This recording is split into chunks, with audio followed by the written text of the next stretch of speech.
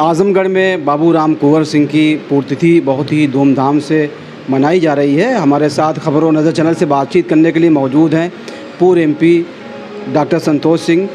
Sir, Baburam Kunwar Singh के बारे में बताएं, उनके जीवन के बारे में बताएं, उन्होंने जो सेवाएं जो दिया है देश और समाज के लिए और उनका जो व्यक्तित्व रहा है उनके बारे में बताएं। देखिए, जहाँ तक स्वर्गीय राम कुंवर सिंह जी जो हमारे श्रद्धेय चचा भी थे, उनके बारे में आज उनकी पुण्यतिथि पर चर्चा करने का सवाल है, तो मैं कह सकता हूं कि राजनीति में आकर बहुत से लोग अपनी सेवाएं देते हैं, लेकिन जो लोग अंग्रेज़ों की गुलामी के वक्त का भारत देखे, वह जब आज़ाद भारत में जिंदा रहे तो उनके अनुभव कुछ अलग थे। और आज़ादी के बाद स्वाभाविक एक लोकतांत्रिक मूल के रूप में भारत मिला, तो उस पीढ़ी के लोगों के मन में सबसे बड़ी कल्पना थी कि जो देखा था अपने आँखों के सामने कि फिरंगियों के शासन का, गुलामी का जंजीर से सिसकता हुआ भारत का नागरिक कैसे आज़ाद हुआ, वह सही आज़ादी कैसे प्राप्त कर सकता है, इसके लिए वह प्रयास किए वो लोग। और उनके मन में ये रहा कि जो हमारी पिछली पीढ़ियों ने देखा है वह आगे वाली पीढ़ी देखने को अब न मिले। इसलिए वह एक ग्रामीण अंचल से सेवा करके निकले, और मैं कह सकता हूँ शुद्ध रूप से एक खेतिहर किसान के रूप में निकलकर मुल्क की सेवा करने का संकल्प उन्होंने लिया। और संकल्प लेने के साथ जो सबसे बड़ी चीज़ उनके मन में थी, मुझे जो लगता है, मैंने जो अनुभव किया पैदा होने से लेकर अब तक, जो तमाम परिस्थितियों को उस समय के आज का परिवेश देखते हुए, कि लगा कि भारत अशिक्षित मुल्क है। धन लूटा जा चुका था, ऋषि मुनि बहुत थे, लेकिन उनको किनारे कर कर दूसरे यूरोपीय कल्चर का राज स्थापित हुआ था। कैसे हम अपने मूल संस्कृति और मूल मूल्यों पर आवें, इसके लिए ज़रूरी था शिक्षा। और मैं कह सकता हूं कि वो बहुत शिक्षित नहीं थे, लेकिन उनके अंदर ये अनुभव और पीड़ा थी कि आगे आने वाली पीढ़ी जब तक शिक्षित नहीं होगी तब तक इस मुल्क को सही ढंग से चला भी नहीं पाएगी, जब उनके हाथ में बागडोर आएगा। इसलिए सबसे पहले उन्होंने छोटे छोटे तमाम स्कूल खोलने का प्रयास किया, जो ग्रामीण अंचल के बच्चे पढ़ सकें और आगे बढ़ें। साथ ही सहकारिता आंदोलन के माध्यम से, जिसमें शुद्ध रूप से गांव किसान के लोग इन्वॉल्व होते हैं और अपने पैर पर खड़ा होने का एक माध्यम मिल सकता था, उसमें उन्होंने कदम बढ़ाया। और उसमें भी मैं कह सकता हूं कि उन्होंने आसमान छुआ। मानवता का जहां तक सवाल है, यह मैं कहूं तो बहुत शायद उचित न हो कि मैं तारीफ़ कर रहा हूं, लेकिन अगर कोई उस समय के लोग होंगे तो यह सहज भाव से कहते होंगे कि राजनीति मीन्स इंसानियत और मानवता का पर्याय समझा जाता था। और ये ही कारण है कि अब राजनीति बहुत सारे लोग आ रहे हैं समाज सेवा के नाम पर। कोई धन के बल पर आ रहा है, कोई जात के बल पर आ रहा है, कोई बाहुबल के बल पर आ रहा है, अनेक ढंग से आ रहे हैं लोग। लेकिन समाज सेवा के भाव से आने का जो उस समय संकल्प था, उन जैसे लोगों में धीरे धीरे उसका पराभव, जितना हम विकास कर रहे हैं, जितना हम उन्नति कर रहे हैं, उतना ही इन भावों का हम पराभव भी देख रहे हैं। इसलिए मैं समझता हूँ कि आज उनकी पुण्यतिथि केवल याद करना और मनाना बहुत महत्वपूर्ण नहीं है। आज उन जैसे लोगों की सोच को पुनः स्थापित करना, मैं समझता हूँ कि यह हमारी पुण्यतिथि का सच्ची सद्भावना और श्रद्धांजलि कही जा सकती है। इसी के साथ मैं एक संदेश आम जन को भी आज कहना चाह रहा हूँ कि आइए उन सारी मिथ्यात्मक बातों से ऊपर उठकर, सारे क्षणिक लाभान को छोड़कर ऊपर उठकर अब हम कुछ समाज के लिए भी कर सकें, जिसके लिए हमें मुल्क की आज़ादी मिली थी, जिसके लिए हमें समाज सेवक कहने का मौका मिलता है। शायद उससे हम विचलित पूरी तरह से लोग होते जा रहे हैं। अगर उस पर आवें तो ऐसे लोगों की श्रद्धांजलि सही रूप में कही जा सकती है। यही मेरी श्रद्धांजलि। हमारे साथ खबरों नज़र चैनल से बातचीत करने के लिए मौजूद हैं बाबूराम कुंवर सिंह के बड़े बेटे अजय सिंह, जो हमसे बातचीत करने के लिए मौजूद हैं। बाबूराम कुंवर सिंह का ताल्लुक़ जिस गांव से था, यूपी के ज़िला आज़मगढ़ के छपरा गांव से था। दिल तो ये चाहता है कि इस गांव की जो मिट्टी है उस मिट्टी से अपनी आँखों का सुरमा बना लूं और उनके जो पुत्र हैं, जो बेटे हैं अजय सिंह, और दिल चाहता है कि इनकी पेशानी को बोसा ले लूं, चूम लूं, क्योंकि वो एक बहुत बड़ी शख्सियत, बहुत बड़ी हस्ती थी जो आज हमारे बीच में नहीं है, लेकिन हमेशा उनकी याद आती रहेगी। उनकी जो सेवाएं हैं, उन्होंने जो कुर्बानी दी हैं, उनको कभी भुलाया नहीं जा सकता, कभी फरामोश नहीं किया जा सकता है। आपका बहुत बहुत शुक्रिया। सर, बाबूराम कुंवर सिंह किन किन ओहदों पर रहे और आप अपना परिचय दें, अपना तारुफ बताएं।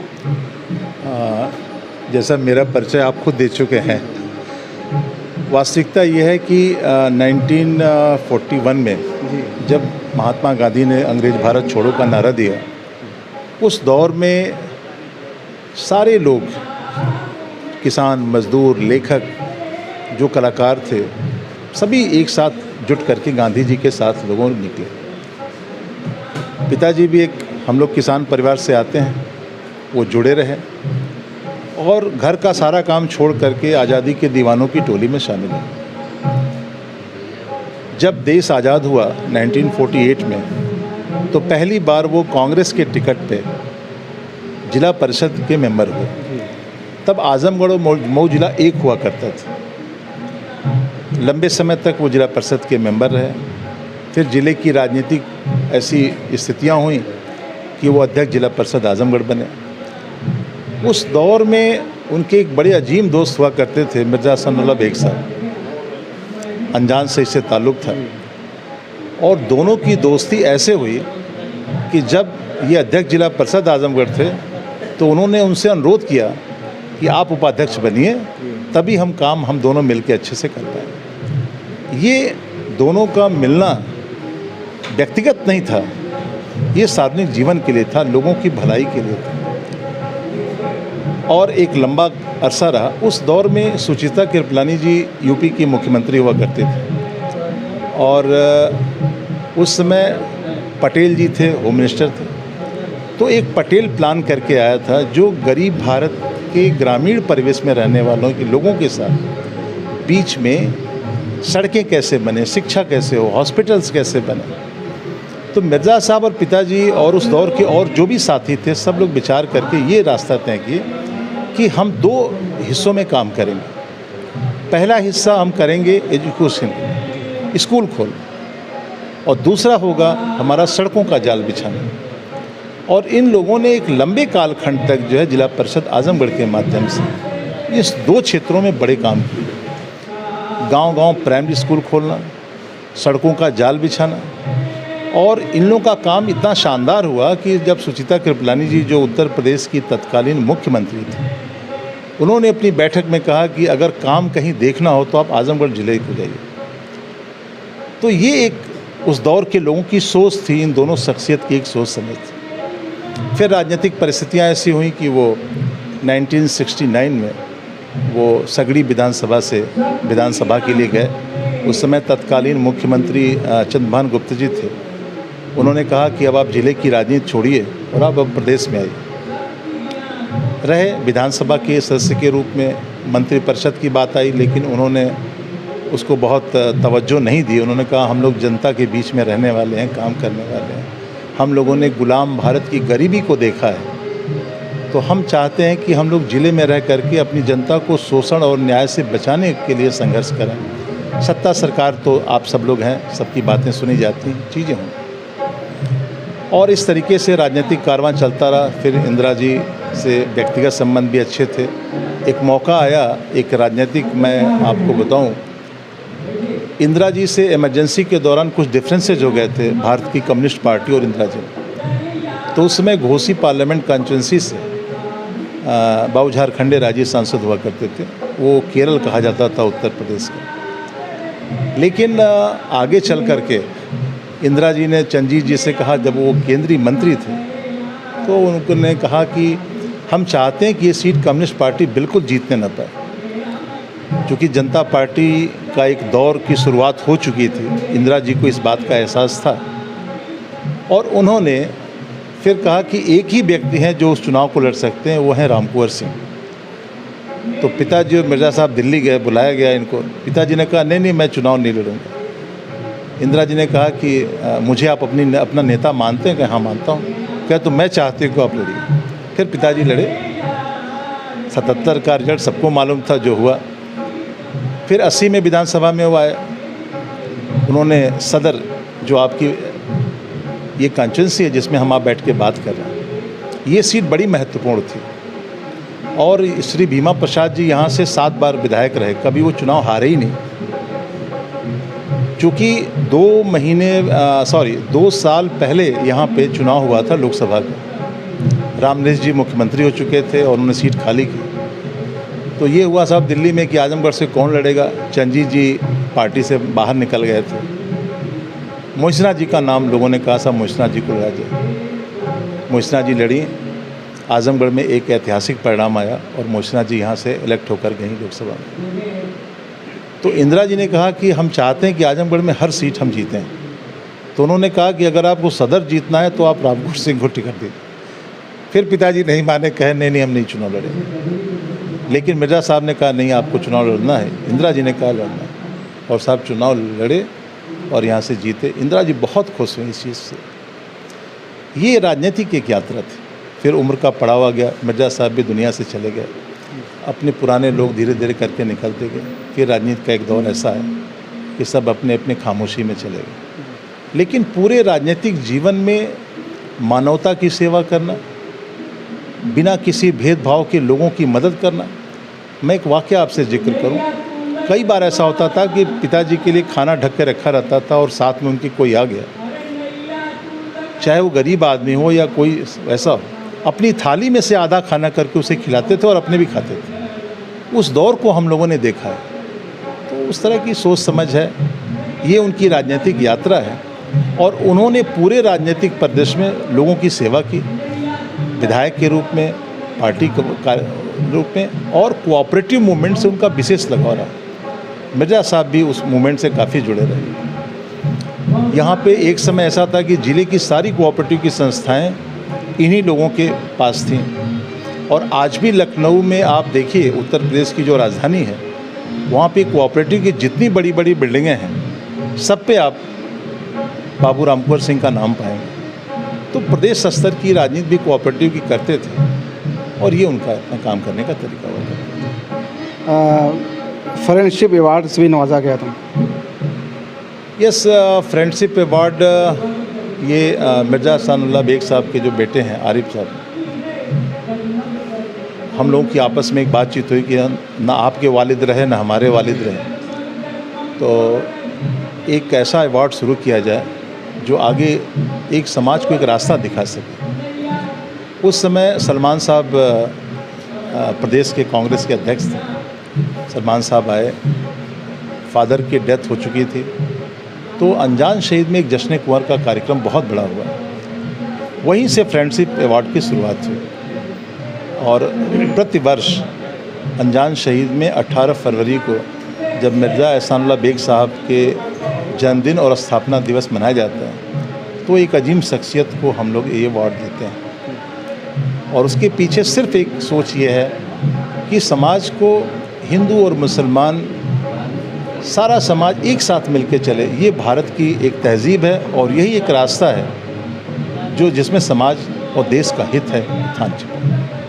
ये जो पुण्यतिथि मनाई जाती है उसके पीछे भी एक सोच है। इसमें पूरी दुनिया ग्लोबल वार्मिंग को लेकर के परेशान है और ग्लोबल वार्मिंग किसी एक व्यक्ति के लिए नहीं है, पूरी दुनिया के लिए।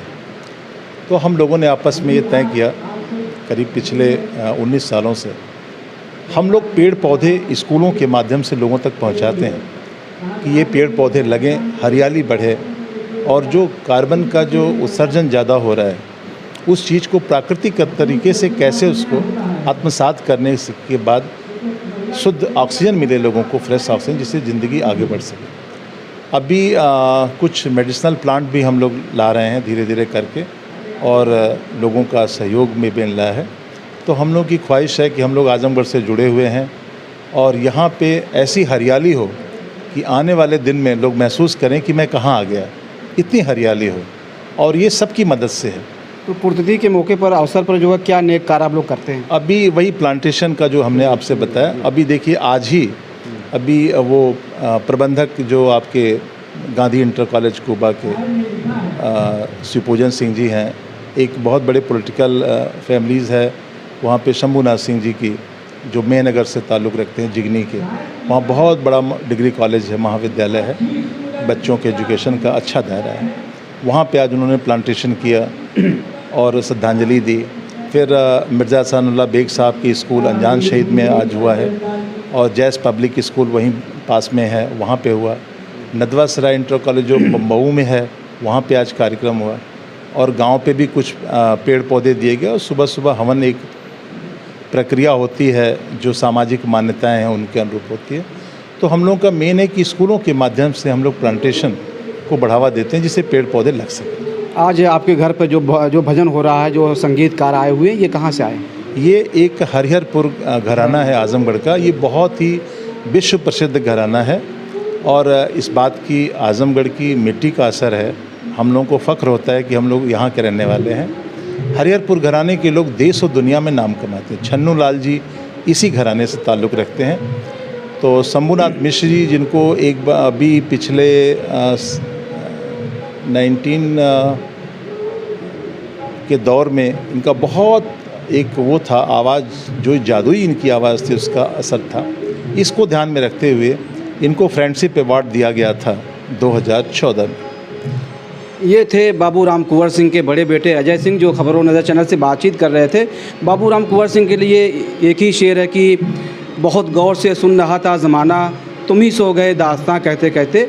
और आज़मगढ़ की जितनी भी शख्सियात थी जो है, चाहे वो दुनिया से रुखसत हो चुकी हों या मौजूदा वक्त में जो तरक्की की मंजिलें तय कर रहे हैं, उनके लिए जो इकबाल सुहेल ने कहा था कि इस खित्ते आज़मगढ़ पे मगर फैज़ान तजल्ली है, अक्सर जो ज़र्रा यहाँ से उड़ता है वो नैयर आज़म होता है। आपका बहुत बहुत शुक्रिया। खबरों नज़र चैनल के लिए शमीम जराजपुरी, आज़मगढ़। ताज़ा और तमाम खबरों को देखने के लिए हमारे चैनल को सब्सक्राइब करें। वीडियो पसंद आए तो लाइक और शेयर करें। खबर और विज्ञापन के लिए संपर्क करें